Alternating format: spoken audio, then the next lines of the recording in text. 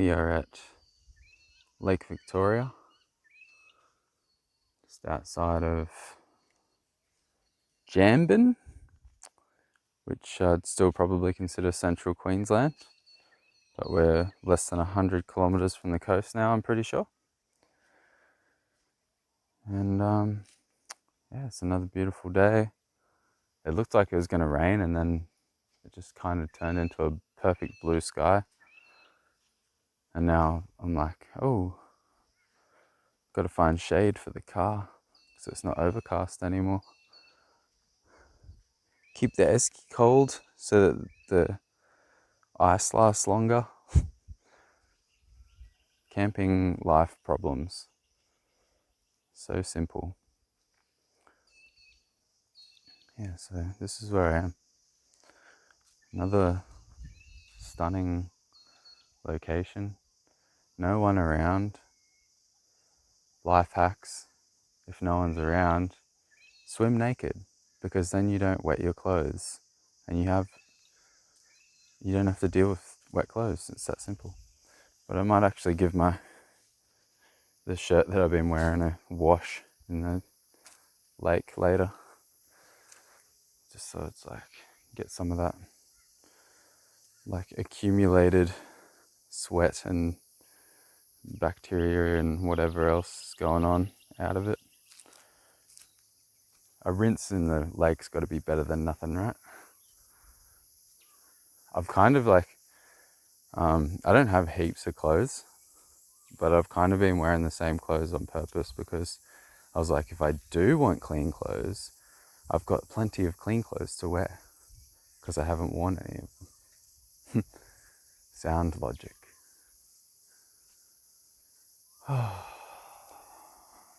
I'm here. Just here. Gotta watch out with these old gum trees too, because they just like drop branches, and like some of their branches are massive. Like one of those branches came down, like where you're camping, like if you roll your swag out underneath an old gum tree, or park your car underneath an old gum tree. This is another deadly Australia thing. Gum trees just drop massive logs on things randomly with no warning. Halfway through the day, gust of wind, that branch is ready to go, crashes down, ruins your day. But yeah, I also don't think that that's gonna happen. I don't think I'd be that unlucky at this point. Don't really believe in luck so much anymore as like creating your own reality. Yeah, this is all four-wheel drive tracks again, which is another awesome thing, because there are caravans, but they're sort of stuck at the front of the lake, so the rest of the place is like sort of got it all to yourself. There aren't a lot of people out here four-wheel driving and everything at the moment. But it did say at the front on the sign that you can only come in here when it's dry.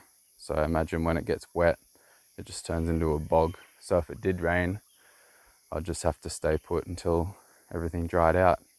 Seems to be a bit like the theme of this journey. Like if it rains, just like wait a minute, everything will get dry and then you'll be okay.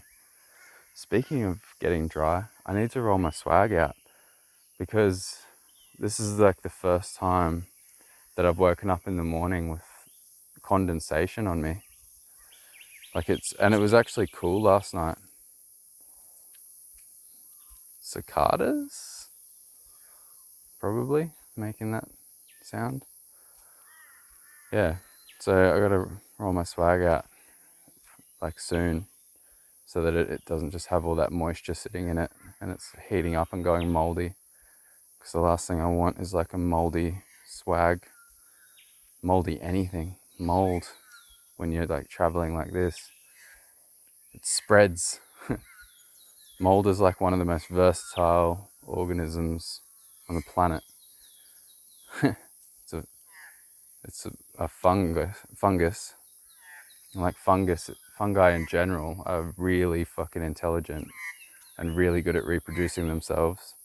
But mold is just, it gets in everyone's house, like in your bathrooms and that. You got to like always be keeping everything clean and making sure that it's not hot and steamy. Because as soon as the conditions are even remotely beneficial to mold, it just shows up. Because it's just floating around. It's in the air everywhere. You're probably breathing it in right now. It's like little tiny spores, like millions and billions and trillions of little mold spores. That's how most mushrooms, or is it all mushrooms, reproduce, like spores, The spores will land on a surface and they'll consume like whatever their food source is, and they'll reproduce themselves and they'll grow into a fruiting body, and then that fruiting body will produce more spores, and the spores will then continue to spread through the air. Incredible. Everything has fungus in it. Forgot how interesting the fungal world was. No, I didn't forget. I just haven't thought about it in a while. It's fascinating, Yeah, mushrooms really taught me how interconnected everything really is. Like,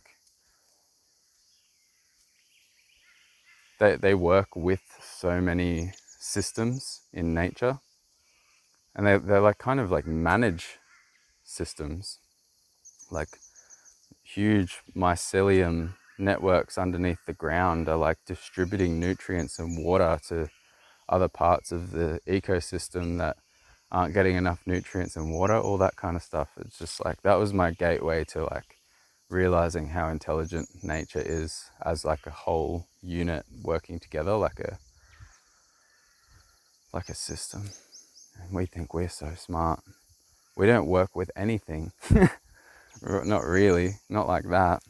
We just fucking like chop the tree down and turn it into a table and go, look what we did, we're working with nature. Well, what were the consequences of that? What have you done? Now the fungus has to clean up after you and recycle that. All the microorganisms as well have to get involved. And like, go to all this trouble to recycle the waste that you've left behind.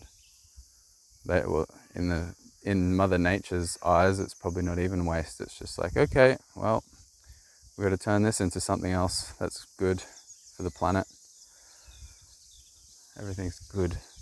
Everything's balanced.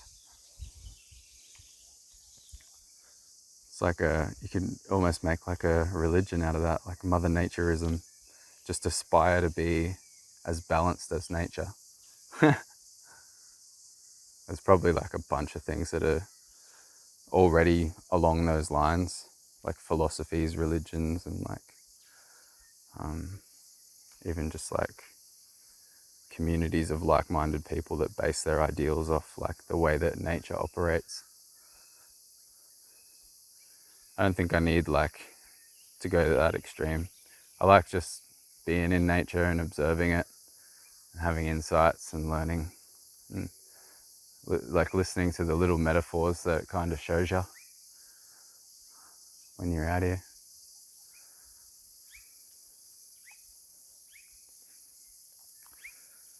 I gotta be honest, I wasn't a big camper before I decided to drive around the country. Like, I haven't done heaps of camping. That's pretty funny. It's actually really easy though. I thought I'd have a lot of problems with it. But to be fair, I'm not exactly setting up like an awesome campsite with like gazebos and tarps and extra like fold out tables and gas cookers and everything. I'm just like rolling my swag out and eating fruit out of an esky. I could add some more things, but I like the simplicity. That's another thing that I learned from nature. Keep it simple. Don't just do all this arbitrary, unnecessary stuff. Just be. You don't need it. You don't need everything. You have everything you need. What did I work out the other day? All I need is shade and fresh water to be happy and to feel content, like I have everything I need. That's like short term. Guess I'd also like food in the long term. Sustenance. Shade and fresh water. Shelter and water. Those are like two of the most important survival things. It's like the rule of threes. And I don't know if this is a real thing or if I've picked it up somewhere. But the rule of threes is like a survival thing.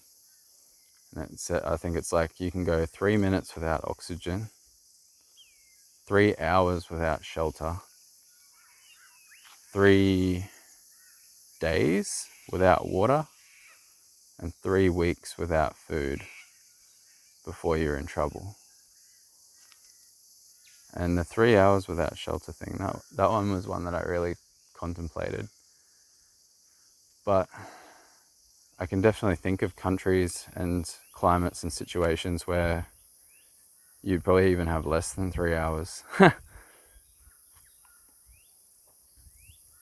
But I think the rule of threes is just like a rough thing because it's like to remember your priorities.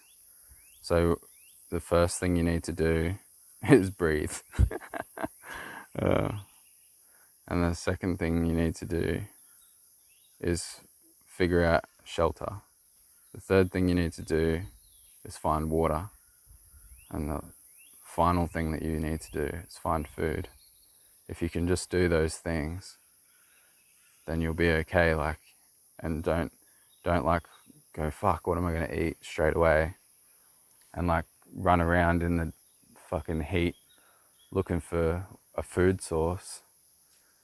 Like, use the energy that you have while you have it, building some kind of shelter or finding a shelter, creating a shelter so that you have a safe place. And then the next thing's still not food. You still need to figure out where the water source is. In like a lake like this, you can surface drink that. You'll survive. Any shit that's in there that's going to mess with your stomach and that, you'll go through that process. Your body will learn to deal with it in that early period, hopefully. And then food, like having 3 weeks before you're really in trouble, before you're really going to start to not, like you're not going to have much of a chance of, maybe I will get some rain. And food can be anything too. If it's a survival situation, I'd be okay. Because you can eat insects.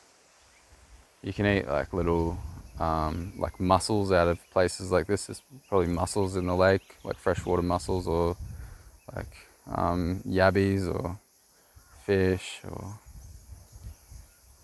you can eat a lot of different ants. You can eat. You don't need a big meal like just to sustain yourself.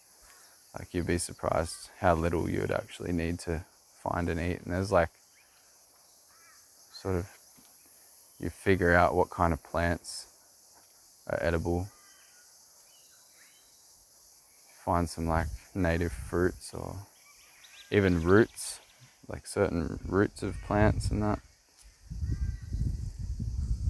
What else? What would I really eat here? I'm just looking at this particular place. There's lots of cacti.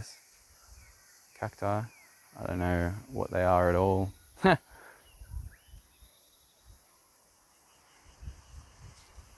Well, I found like crickets the other day, and I was like, man, you guys would be a good feed if I needed to eat you.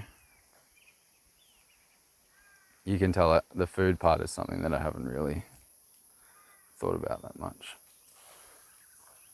But like, if I'm near the ocean, I know what to eat.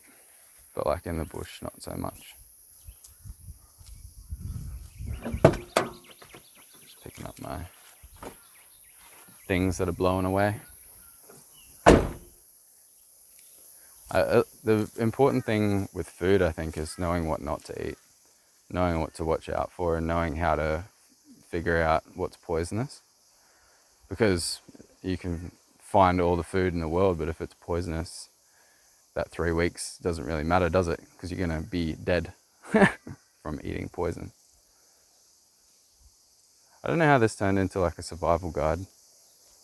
I'm just like documenting what I'm thinking and feeling in the present moment, allowing whatever to emerge, documenting this journey, these experiences. If you're enjoying it, click the like button for me, leave your comments down below, subscribe if you haven't already. I'll see you very shortly.